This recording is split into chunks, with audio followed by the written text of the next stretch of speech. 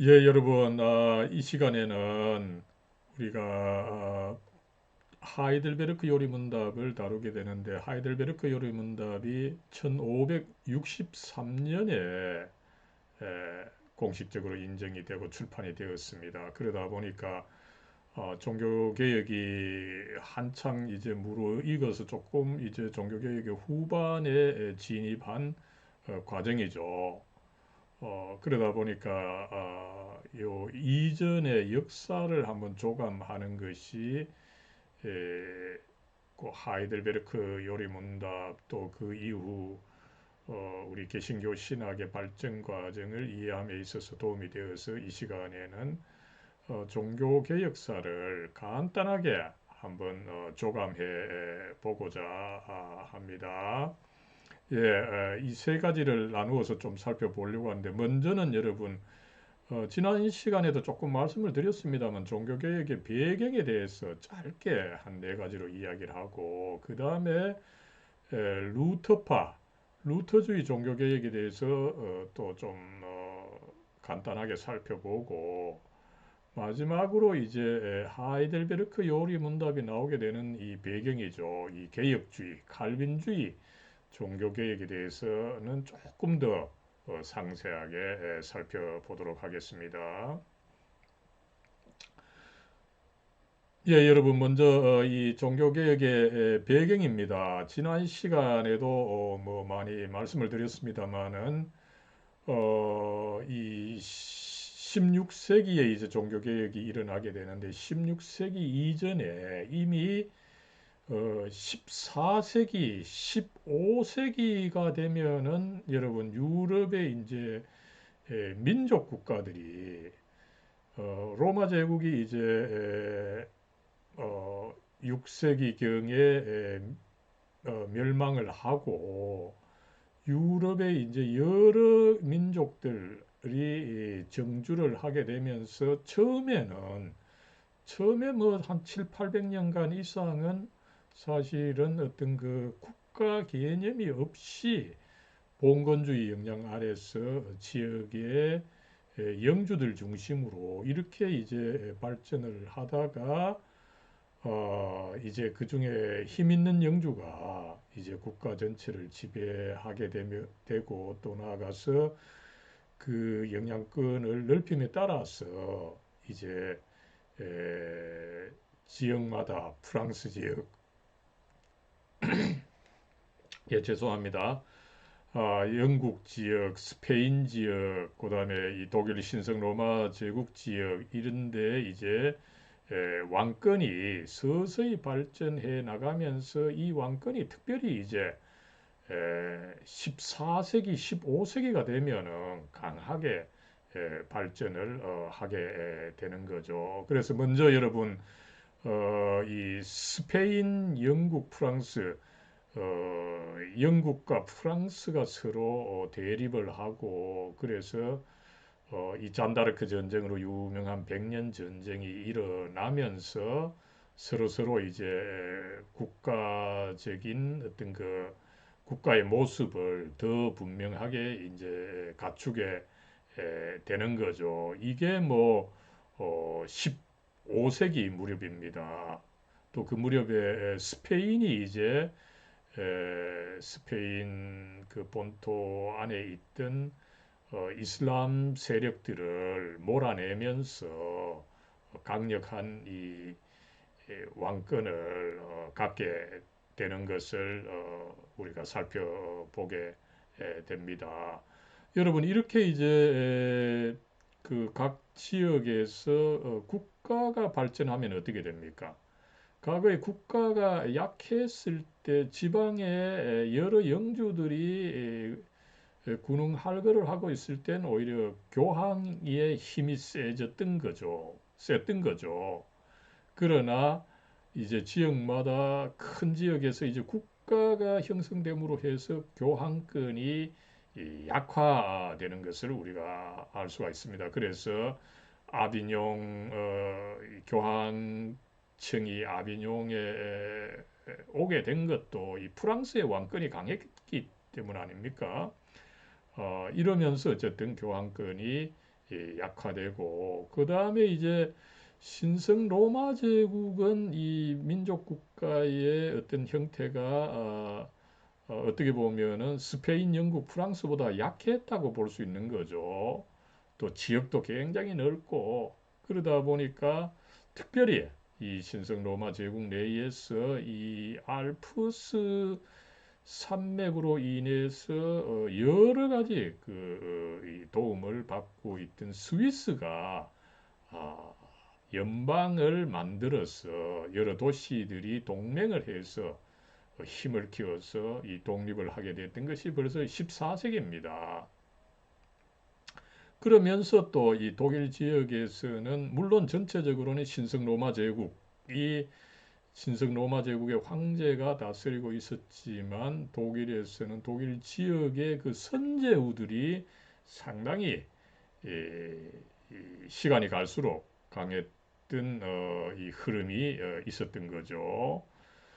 예, 이렇게 해서 이제 첫 번째로 이 민족 국가, 이 지역의 제후들이 강해졌다는, 그러면서 또 교황권이 약해졌다고 하는 것이 종교개혁의 첫 번째 배경이고, 두 번째로는 이 르네상스 인문주의의 발전입니다. 거기에 따라서 이제 교육 과정에서 고전 원어 연구를 특별히 뭐 라틴어야 이미 뭐 모두가 라틴어로 배우니까 문제가 없었고 특별히 이 헬라어 그 다음에 또 이 히브리어의 연구가 굉장히 그 중요했던 것을 알 수가 있습니다. 여러분 그 이전에는 이 르네상스 이전에는 사실은 별로 이 고전어에 대한 연구에 어떤 그 기대도 없었고 또 그것을 마땅히 가르쳐 줄 사람도 없었던 거죠. 그러다가 이제 이 고전어 교육이 또 붐을 이루게 된 것은 뭡니까? 1453년에 이 동로마 제국, 비잔티움이 멸망하게 되죠. 오토만 제국에 의해서, 이슬람에 의해서.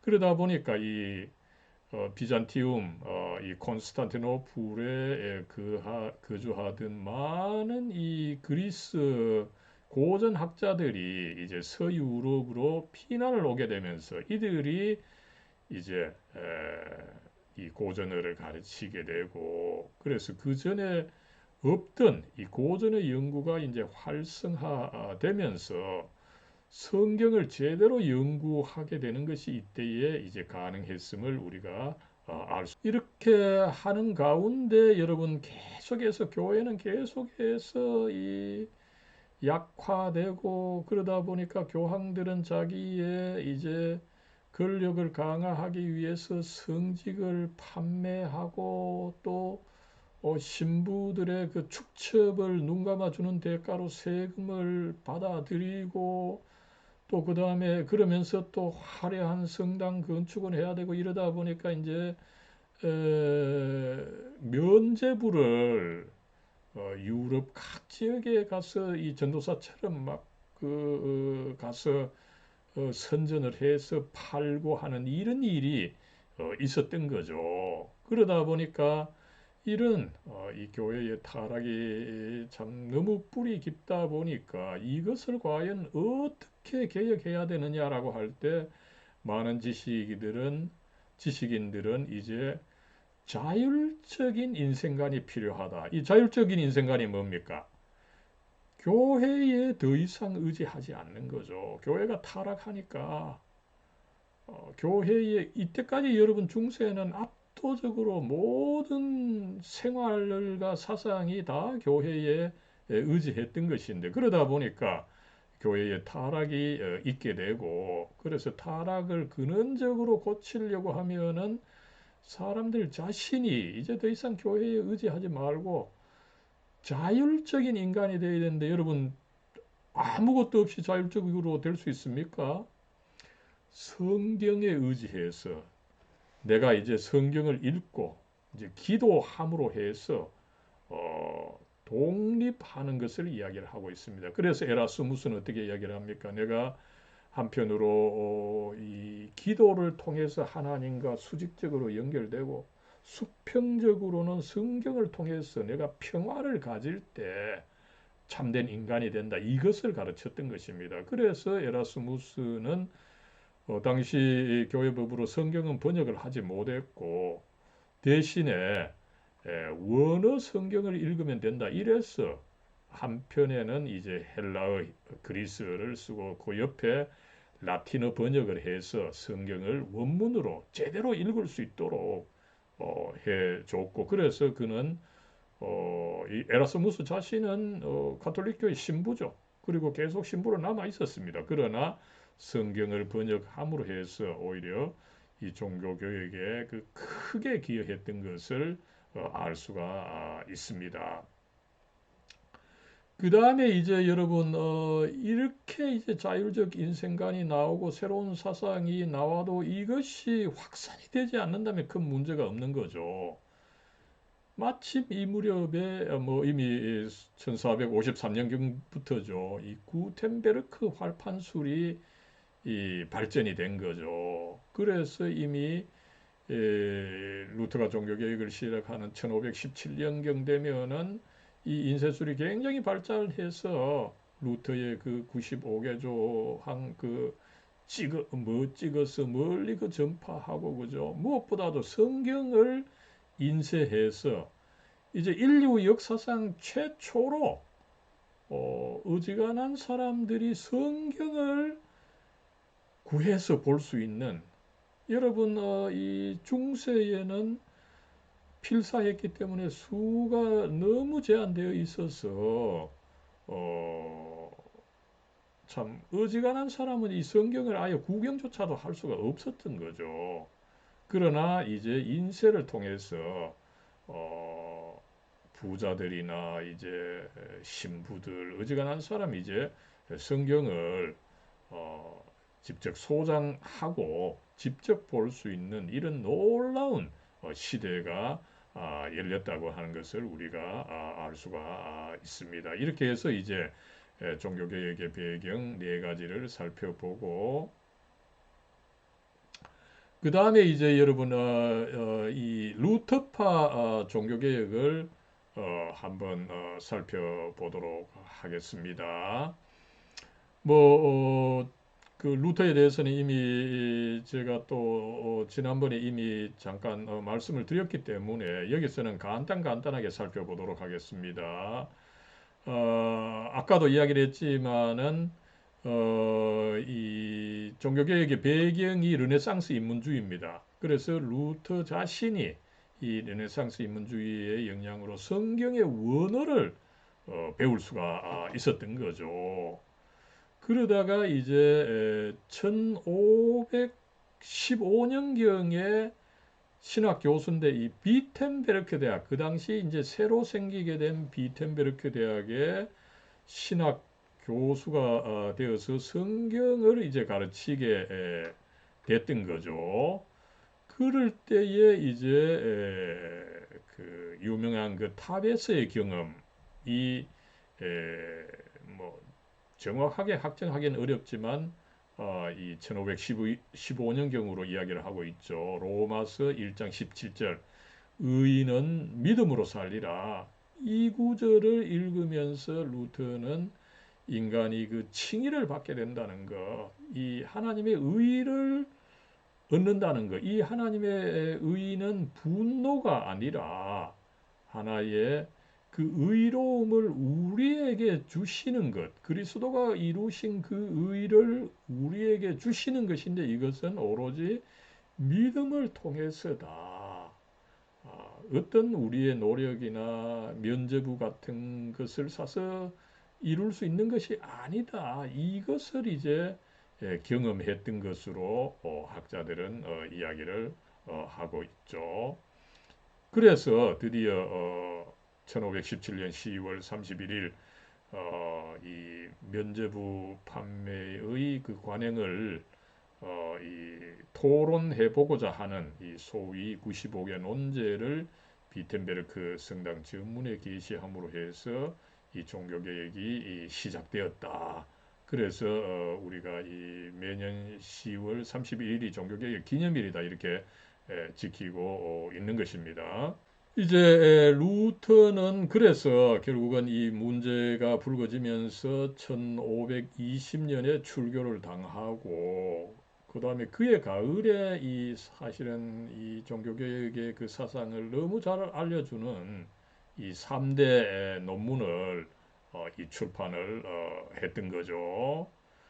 그리고 이제 1521년 보름수 제국의회에서 그 유명한 어, Here I stand. 내가 여기 있습니다.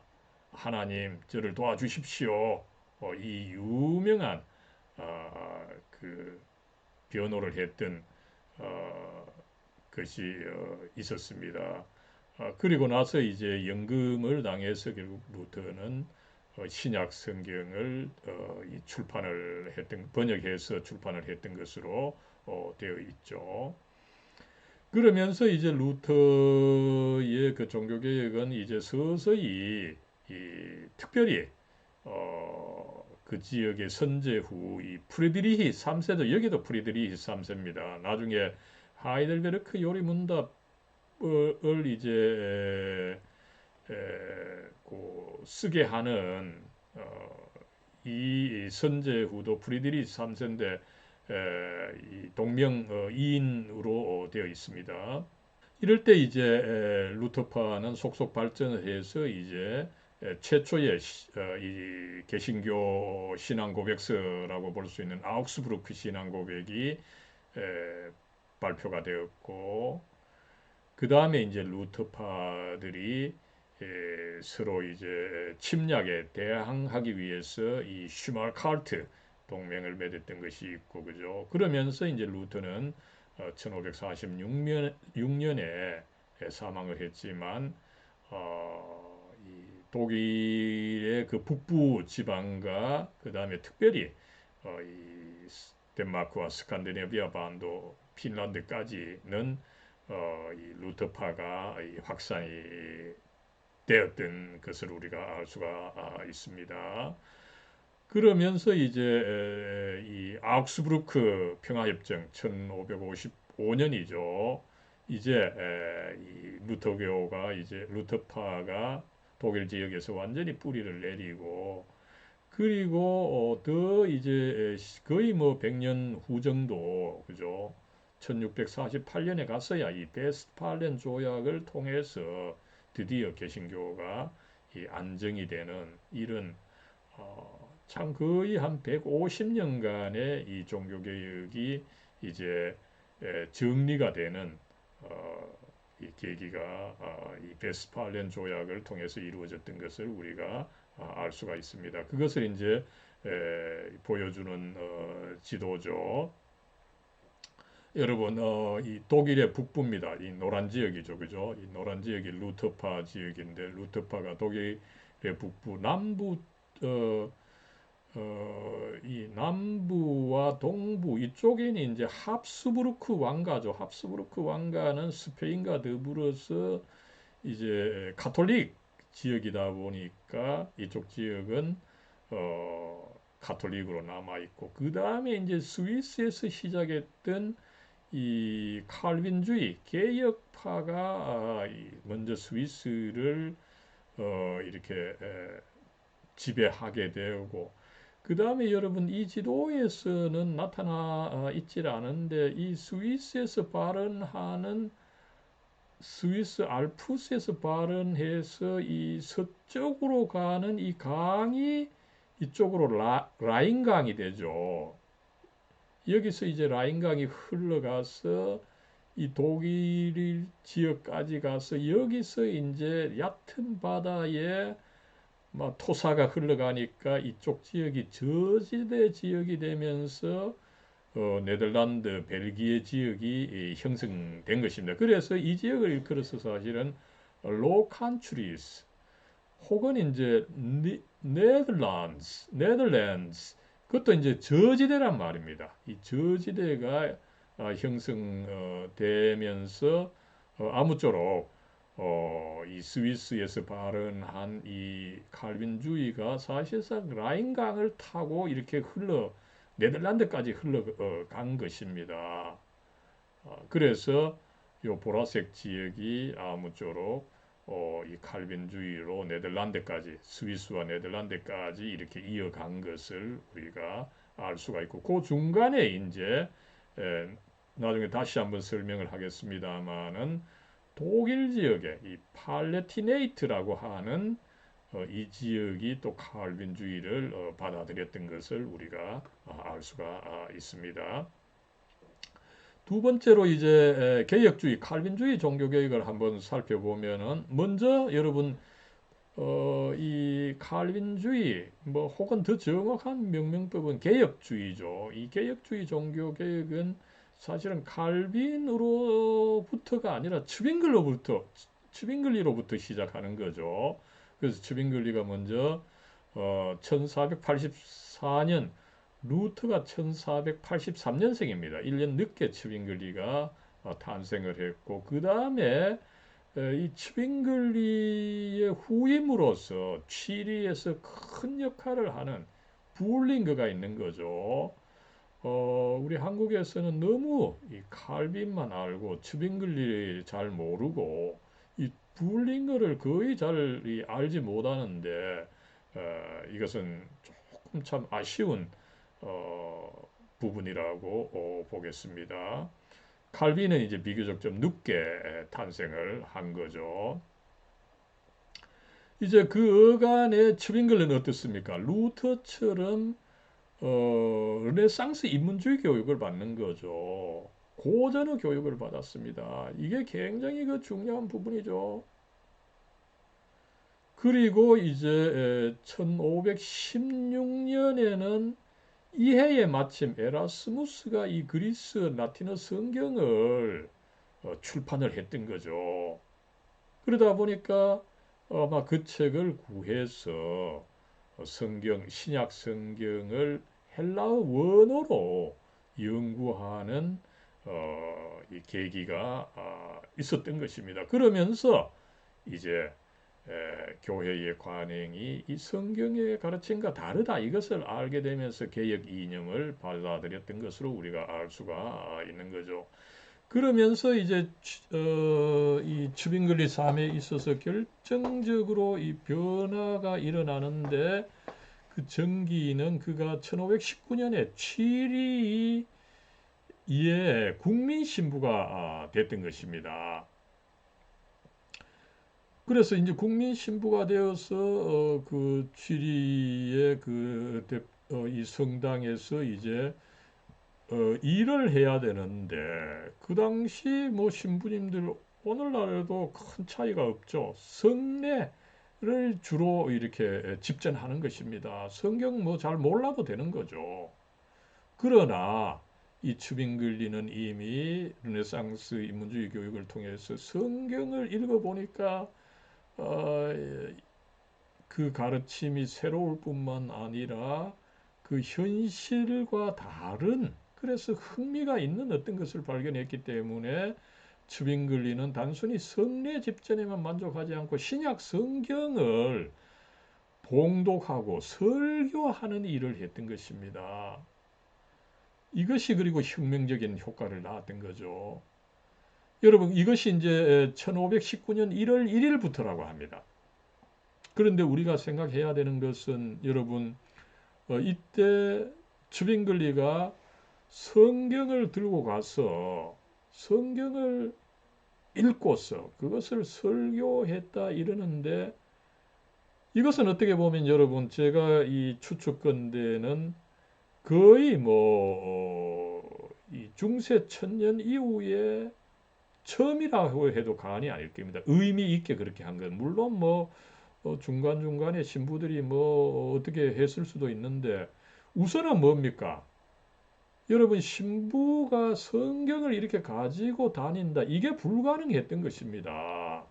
성경 이 규모도 크고 워낙 희소하기 때문에 교회의 어떤 그 희귀본 보관소에 딱 모셔놓고 일반 신부들은 뭡니까? 그 렉셔너리 그죠? 성서 일과 이런 작은 책 이것만 들고 다녔지 성경 자체를 들고 다니면서 그것을 또 직접 펴서 성도들에게 봉독하고 설교한다.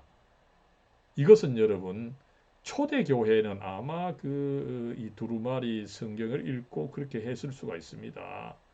그러다가 아마 무려 1000년 만에 처음 있는 일을 츠빙글리가 이 취리 교회에서 했을 때 참 혁명적인 효과가 일어났던 것 어떻습니까? 그 기록을 보면은 당시 그 설교를 들었던 사람들 그죠? 하나님의 말씀이 직접 선포되는 것으로 들었다. 그래서 어떤 교인은 자기의 머리채가 그 하늘에 둥둥 달려서 자기가 둥둥 떠 있는 느낌을 가졌다. 그죠? 최초로 이제 하나님의 말씀인 성경을 직접 보고 그 말씀을 직접 낭독하는 일이 1000년 만에 처음으로 있었던 것입니다. 그러다 보니까 이 취리 교회 교인들은 하나님의 말씀을 정말 그 감동을 받을 수가 없었던 것이죠. 그러다 보니까 이 독일 지역에서의 종교개혁과 전혀 다른 형태로 이 스위스 종교개혁, 개혁주의, 칼빈주의 종교개혁은 전혀 다른 형태로 전개되었다라고 하는 것을 우리가 상상을 할 수가 있는 것입니다. 하나님의 말씀에 따라서 철저하게 개혁해야 된다. 이 정신이 이제 이런 흐름에서 나오게 되고 여러분 이런 것이 루터파 개혁에서는 사실상 없었던 것입니다. 예, 그러다가 이제 뭐 그 유명한 이 소세지 사건이 있었고 그죠? 그 다음에 이제 1523년에 가면은 비로소 이제 이 치리 교회, 치리 시민들이 뭔가 우리가 하고 있는 것이 이 가톨릭의 전통이 성경과는 다르다. 이것을 이 4년간 알게 된 거죠. 이제 1519년에 츠빙글리가 처음으로 설교를 했고 그 관행과 이 성경의 가르침이 차이가 있다는 것을 이제 서서히 4년간 깨닫게 되고 이제 시의회가 그러면 어떻게 해야 될 것이냐 우리가 성경을 받아들일 것이냐 아니면은 과거의 가톨릭 관행으로 되돌아갈 것이냐 이것을 논의를 했고 이때에 이제 츠빙글리는 67개 신조를 작성해서 제출을 하고 그 결과로 결국 치리시 의회는 종교개혁을 받아들이기로 결정을 했던 것입니다. 여러분 그래서 이 종교개혁이라고 하는 것이 결코 어떤 한두 개인의 위대한 행위로 이루어진 것이 아닙니다. 사실에 있어서는 특별히 이것이 개혁주의에서는 굉장히 이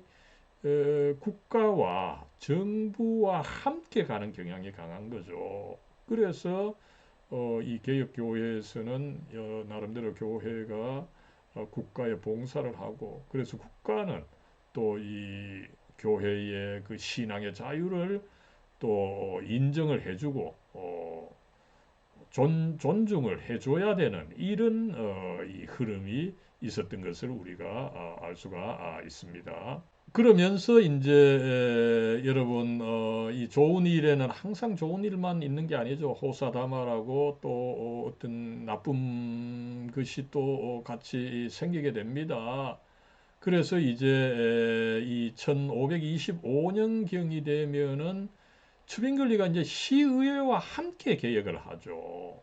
그런데 이 시의회는 당시 뭐 200인 의회, 24인 의회 뭐 이런 몇 개의 그 모임이 있었습니다마는 사람들 모으고 회의하고 타협하고 결정하고 이게 사실은 오늘날의 정치처럼 쉽지 않았던 거죠. 그러다 보니까 이 개혁의 속도가 좀 느렸던 것입니다. 그랬을 때 이 느린 속도를 참지 못한 과격한 사람이 등장했고 빨리 이 성경에 따라서 제대로 개혁을 해야 된다. 개혁을 해야 되는 것 중에 하나가 뭡니까? 교회가 이제 국가로부터 독립을 해야 된다는 거죠. 여러분, 이 초대 교회는 어땠습니까? 초대 교회에서는 초대 교회가 로마 제국 하에 있었기 때문에 박해를 받았습니다. 박해를 받으면 어떻게 됩니까? 국가와 이렇게 함께 할 수가 없는 거죠. 그래서 이 과격파들은 이 교회는 국가와 함께 할 수 없다. 국가로부터 독립을 해야 된다.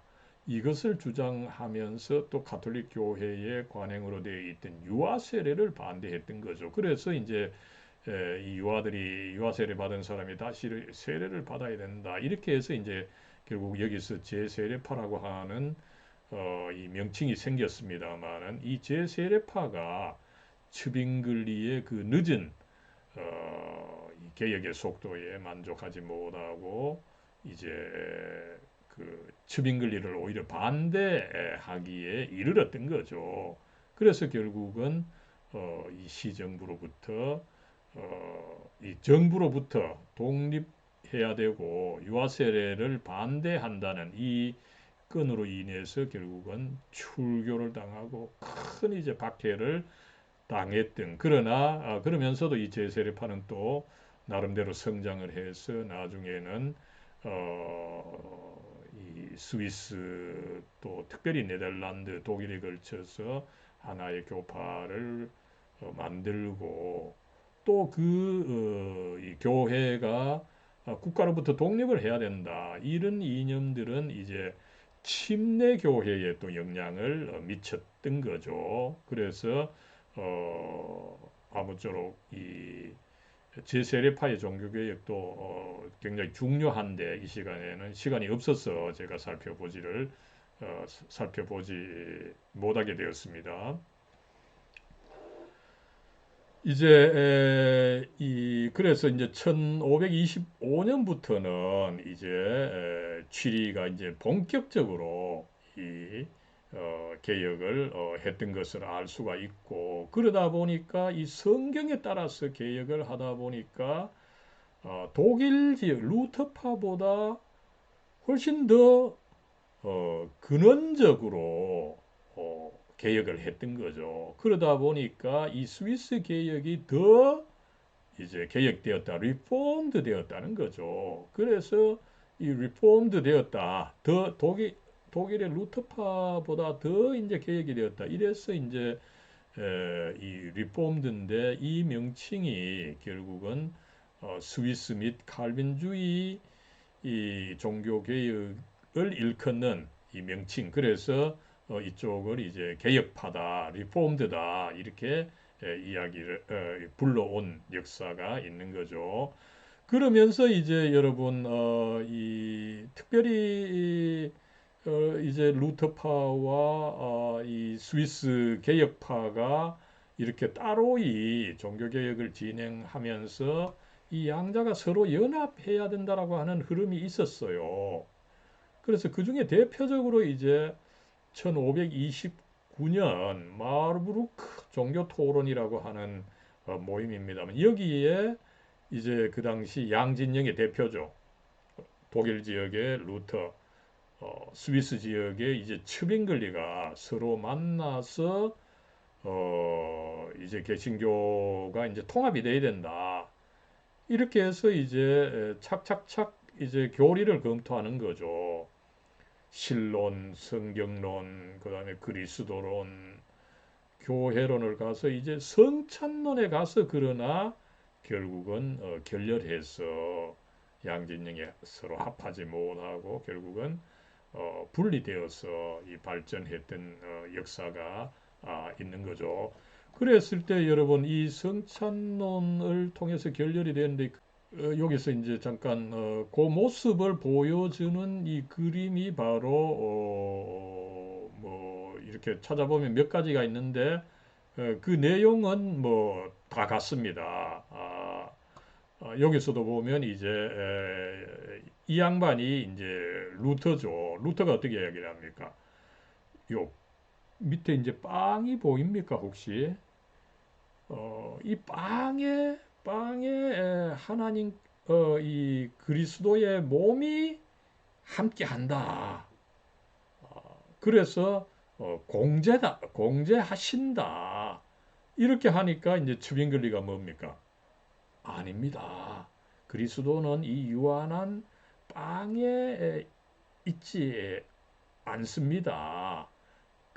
그리스도는 하나님 우편에 있습니다. 위쪽을 가르치는 것을 볼 수가 있죠. 여러분 이 그림이 더 분명하죠.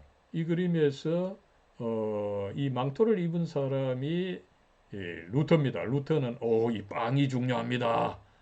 이 물질 안에 유한한 물질 안에지만 그리스도의 몸이 함께 할 수 있습니다. 이렇게 하니까 츠빙글 아닙니다. 그리스도의 몸은 어, 그리스도의 몸일지라도 유한해서 하나님 우편에 있습니다. 이렇게 이야기를 했고 여기에 이제 나중에 칼빈이 이 빵과 함께 하는 것은 그리스도의 몸이 아니라 그리스도의 영입니다. 이것을 가르쳤던 것이 있습니다만은 아무쪼록 이 성찬론을 통해서 이 츠빙글리와 루터 또 더 크게는 루터파 신학과 개혁주의 칼빈주의 신학의 그 차이를 우리가 볼 수 있는 거죠. 칼빈주의 개혁주의는 그 그리스도의 초월성, 하나님의 초월성을 강조하고 루터파는 하나님의 그 내재성을 강조하는 그 흐름이 있는데 그 원형을 우리가 여기서 한번 살펴볼 수가 있는 거죠.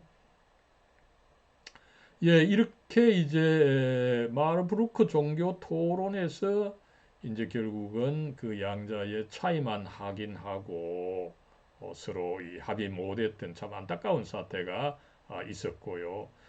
그 후에 결국은 이 1531년에 이 스위스가 이제 종교개혁으로 완전히 이제 굳어지자 여기에 불만을 품은 가톨릭 쪽이 이제 전쟁을 일으켰던 거죠. 여기에 츠빙글리가 과감하게 이때 뭐 나이가 이 적은 나이는 아니었습니다. 그러나 군목으로 참전해서 결국은 이 전사를 하는 안타까운 사태가 있었던 거죠. 그러나 또 다행스럽게도 이 츠빙글리의 후임으로 불링거가 등장을 해서 이 취리 개혁을 완성을 했던 참 아름다운 역사가 있었던 거죠. 이 불링거는 다행스럽게 이미 1536년에 제1 스위스 신앙 고백이 작성될 때 활동을 했다가 나중에 이 제1 스위스 신앙 고백서가 좀 부족하기 때문에 이것을 이제 개인적으로 계속 이제 발전을 시키는 거죠. 목회를 하면서 이 불링거의 목회도 정말 참 그 희생적인 목회 취리에서의 목회였던 것입니다. 그러면서도 이 제1 스위스 신앙 고백서를 자기가 그 사용할 목적으로 개인 용도로 계속 발전을 했는데 이것이 훌륭했던 거죠. 그래서 1561년에 출판을 했고 이것이 오히려 이제 개혁교회의 신앙을 대변하는 공식적인 신앙 고백서로 인정을 받아서 오늘날 우리가 이 제2 스위스 신앙 고백서로 예, 그리고 이제 1536년에 칼빈이 기독교 강요 초판을 출판을 했고요.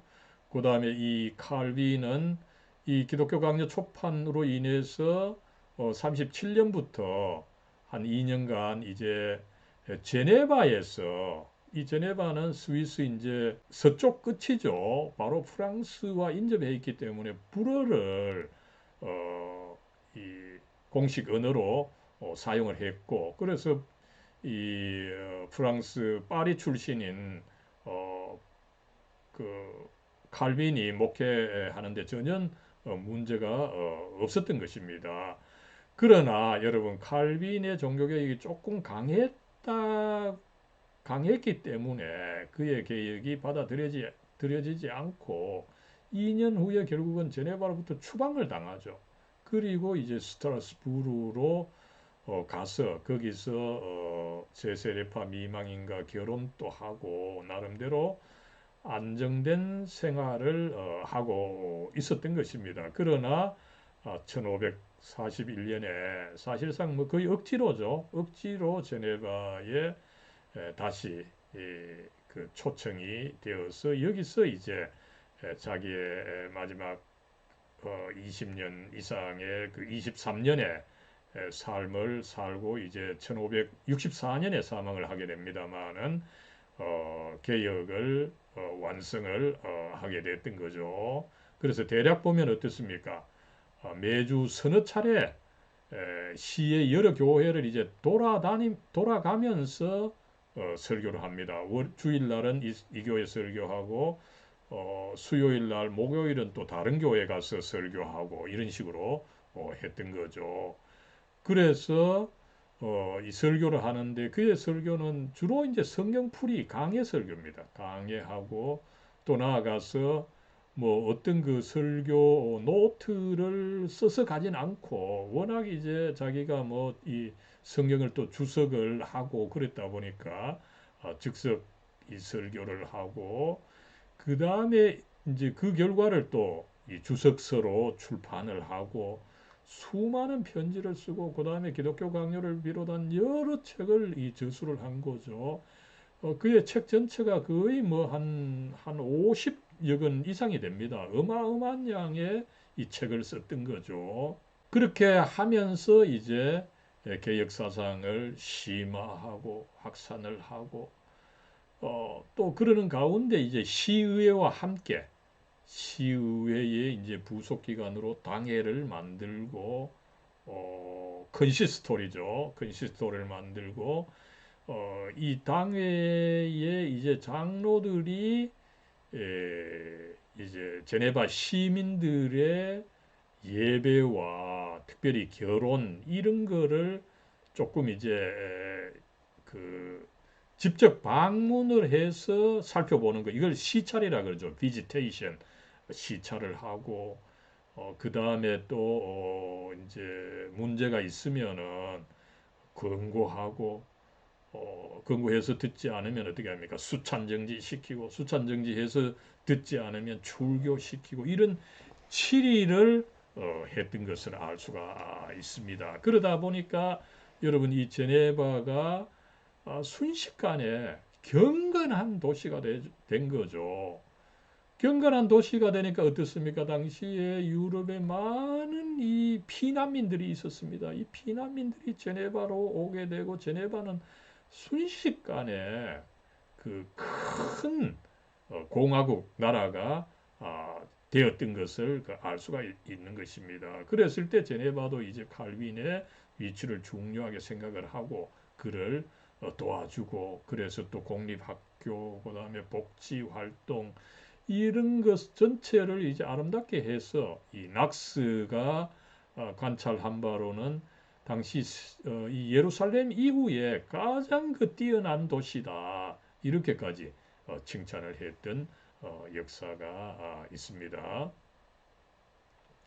이렇게 해서 이제 칼빈이 1564년에 사망을 했지만 이 제네바가 정말 이 개혁 교회의 어떤 그 모교회가 됨으로 해서 수많은 사람들이 여기 와서 이제 배웠고 그 중에 한 사람이 스코틀랜드 신앙 종교 개혁을 이끌었던 이 잔 낙스였던 거죠. 이럴 때 이제 여러분 영국에서는 어떻습니까? 영국에서는 이미 1538년에 그 헨리 8세가 이제 결혼 때문에 자기 결혼 때문에 교황권과 이제 결별을 하고 자기가 교회의 수장이 되는 국교회 이 국교회를 일컬어서 또한 성공의 교회라고 합니다만은 이 국교회를 만드는데 사실상에 있어서는 가톨릭 교회하고 큰 차이가 없는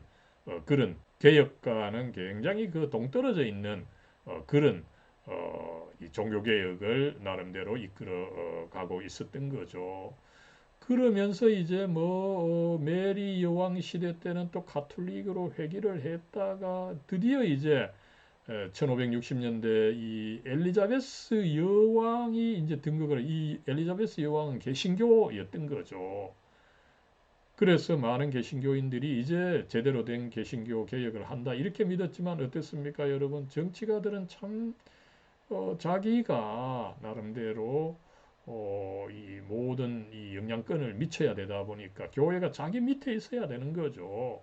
그래서 엘리자베스 여왕이 개신교인이었음에도 불구하고 결국은 이 선대의 그 영향으로 영국 국교회 가톨릭 절반, 개신교 절반 형태가 되는 이 국교회를 유지를 했던 거죠. 그러다 보니까 그 어간에 이미 칼빈주의의 그 철저한 개혁을 배워온 사람들이 보기에 너무 미지근한 이 개혁이다 보니까 더 철두철미한 개혁, 어, 좀 퓨리파이하는 그 개혁을 해야 된다. 그래서 이제 그들이 이제 청교도다, 퓨리탄이다 이렇게 이 명명이 되었습니다마는 이 엘리자베스 여왕 시대에 철두철미한 개혁을 외치던 사람들이 이제 오히려 청교도로 낙인을 찍히게 되는 안타까운 사태가 있었던 거죠.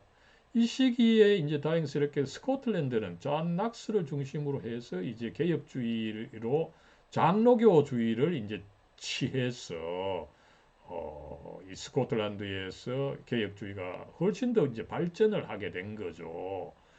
그러면서 이제 1600년대, 1640년대에 가면은 오히려 이제 이 개혁주의가 우세하게 되는 이 때가 오게 되는 거죠. 그 어간에 이제 1563년 이게 중요하죠. 우리가 이제 하이델베르크 요리문답을 살펴봐야 됩니다만은 1563년에 이제 독일에서지만 이 개혁주의를 받아들이는 놀라운 일이 발생하는 거죠. 여러분 그 남서부의 팔라티네이트라고 하는 지역입니다. 그 지도를 다시 한번 보면은 예, 스위스가 여기 있고 이제 네덜란드가 여기 그 중간쯤이 됩니다만은 이 주요한 도시는 하이델베르크죠, 그죠? 하이델베르크를 중심으로 서쪽에도 팔라티네이트가 있고 그 다음에 동쪽에도 좀 위쪽으로 팔라티네이트가 또 있는 거죠. 이 지역은 원래는 루터파 지역인데 이 지역을 다스리던 선제후 프리드리히 3세죠. 이 프리드리히 3세가 굉장히 그 신학의 조예가 깊었던가 봐요. 그래서 자기가 신학 공부를 하고서 루터파를 따를 것이냐, 개혁주의를 따를 것이냐, 이거를 고려한 가운데 결과적으로 상당히 위험한 태도였죠. 그러나 개혁주의를 선택하는 놀라운 일을 했던 것입니다. 그랬을 때 이제 주위에서는 어떻습니까? 우리 쪽엔 루터파인데 왜 너는 유별나게 칼빈주의냐? 왜 개혁주의냐? 도대체 네가 믿는 것이 뭐냐? 이렇게 이제 이야기를 했을 때 이 프리드리히 3세는 자기가 그 답변하기는 쉽지 않다 보니까 당시 그 하이델베르크의 그 신학 교수로 있는 우르시누스에게 이제 부탁을 했고 그래서 우르시누스는 다른 동료와 이제 더불어서 결국은 이 하이델베르크 요리문답을 완성을 해서 이것이야말로 개혁교의 신앙입니다. 이렇게 제시를 했던 것이고 이 프리드리히 3세는 그것이 마음에 들어서 이제 그 하이델베르크 요리문답을 공식적으로 채택을 했고 그러나 문제가 계속 이 잠잠해지질 않았죠. 그러다 보니까 조금 더 이 하이델베르크 요리문답보다 더 이제 이 상세한 신앙의 설명이 필요하다. 이랬을 때 이제 불링거가 만들었던 제2 스위스 신앙 고백서를 이제 1566년에 수용을 해서 이것이야말로 이제 개혁주의 신학의 어떤 어, 그 공식, 이 신조다. 이것을 이제 천명을 했고, 그래서 어, 이 하이델베르크 요리문답 제2 스위스 신앙 고백서, 그 다음에 이제 이 네덜란드 지역에서 또 중시하게 된 여기서 나온 이제 벨기에 신앙 고백서 혹은 뭐 화란 신앙 고백서라고 그러죠. 그 당시에는 이 네덜란드와 벨기에가 같은 지방이었습니다. 그래서 이 세 가지 문서가 이 개혁주의에서 유럽 개혁주의에서 이제 중요하다라고 하는 것을 우리가 알 수가 있는 것입니다. 그리고 그간에 이제 프랑스에서도 사실은 이 개신교가 급속도로 칼빈주의가 급속도로 이 확산이 되었던 거죠. 그러다 보니까 이 칼빈주의 확산의 위협을 느낀 이 가톨릭 교인들이 1572년 성 바돌로메의 날에 이 개신교도들, 그 프랑스의 개신교도들을 일컬어서 위그노 혹은 뭐 유그노라고 이야기를 하죠. 이 위그노를 대학살을 하는 참 안타까운 일이 있었던 거죠. 그래서 여기서 이제 많은 사람들이 영국으로 피해갔고, 영국에서 어떻게 본다면은 이 산업혁명의 그 기반이 되었다, 이런 이야기가 또 있습니다. 그러나 이제 1598년에는 이제 낭트 칙령을 통해서 이제 프랑스의 위그노가 이제 관용이 되고, 프랑스에서 계속해서 이 개신교인이 늘어갔던 것이 있습니다. 그러나 뭐 한 80년입니까 100년입니까 제가 정확한 연대를 기억하지 못하는데, 결국은 이 루이 14세입니까? 루이 14세에 의해서 결국 이 낭트 칙령이 취소가 됨으로 해서 개신교인들은 다시금 박해를 받는 안타까운 이 사태가 있었던 거죠. 여러분, 그 어간에 이제 개혁 신앙은 계속 이제 발전하되, 이제는 어떻게 본다면은 스위스보다는 이 화란을 중심으로 해서 굉장히 그 발전되는 경향이 있었던 거죠. 그랬을 때 이제 이 네덜란드에서 어 이제 이 인간의 어떤 그 자유의 문제, 인간이 스스로 하나님을 알고 그 하나님을 그 선택할 수 있느냐, 이 구원을 받아들이기로 내 스스로 결정할 수 있느냐, 이런 이제 문제가 나왔고, 특별히 이때에 이제 알미니우스라고 하는 학자는 원래는 칼빈의 그 후계자였던 베자로부터 제네바에 가서 베자로부터 받은 교육을 받은 이 칼빈주의자였어요. 그러나 이 문제를 골몰이 생각해 볼 때 알미니우스는 인간이 나름대로 그 선한 능력이 있어서 그것을 통해서 자기 스스로 이 하나님의 구원을 받아들일 수가 있고, 그럴 때에 또 하나님께서 나를 예정하셨을 때는 내가 예수님을 받아들이는 것을 미리 알고서 나를 구원으로 예정해 주셨다. 이렇게 하면서 인간의 의지를 강조하는 신학을 구사했을 때, 이제 칼빈주의자들은 이게 도대체 맞는 신학이냐, 이것을 이제 검토하기 위해서 1619년 그 네덜란드의 도르트 레이트, 영어로는 도르트라 그러죠. 도르트 레이트에서 이제 그때 국제적으로 많은 학자들이 모여서 이 알미니우스의 입장, 5가지 입장을 논의하고, 그 알미니우스의 그 5가지 입장을 그 부인하는, 거의 뭐 반대되는 입장에서 이 칼빈주의 5대 강령 이것을 이제 그 이니셜을 따서 튤립이라 그러죠. 이제 다음 시간에 살펴보겠습니다만은 어, 그래서 이 칼빈주의 5대 강령의 이 교리가 나오게 되고 이것이 이제 나중에 목사들에게 전부 다 이제 그것을 따르기로 나름대로 그 서약을 하게 하는 이런 일까지 있었던 거죠. 이것이 뭐 나쁜 일은 아니었지만 그러나 이것이 하나의 어떤 교리로 주어지다 보니까 이 정통주의가 이런 어떤 교리 공식적인 교리가 세워지고 이거 이외에는 안 된다 이런 어떤 그 흐름 이게 이제 정통주의입니다. 정통주의가 이때부터 본격적으로 성립되는 것을 우리가 살펴볼 수가 있죠.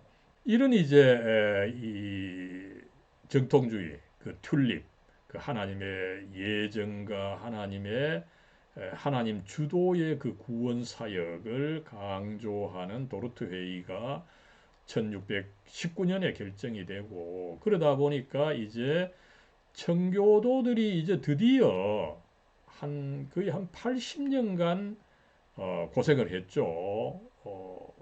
1560년대 엘리자베스 여왕 시대에 그렇게 고생을 했다가 한 80년이 흘러서 이제 오히려 스코틀랜드의 도움으로 영국에서 청교도들이 이기는 참 놀라운 역사가 있었던 거죠. 그래서 청교도들이 이때 이제 웨스트민스터 그 수도원에 모여서 웨스트민스터 총회를 가지게 되었던 거죠. 여기서 이제 그 예배는 어떻게 드리고 그 다음에 교회 정치는 어떻게 하고 그 다음에 신조는 뭐고 또 이 신조를 초신자와 어린이들에게 잘 가르치기 위해서 이제 소요리 문답 그 다음에 또 이 신조와 소요리 문답을 가르치는 목회자와 교사를 위해서 대요리 문답을 만드는 이 5가지의 이 서류를 만드는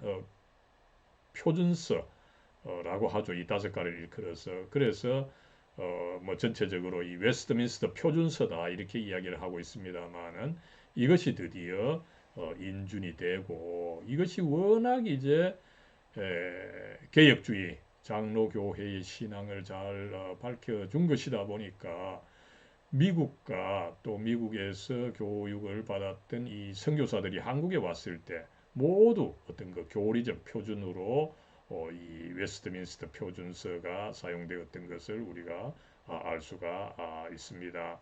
이런 이제 흐름을 총정리한 사람이 어떻게 보면 우리가 곧 살펴보게 되는 이 프랜시스 투레티누스입니다.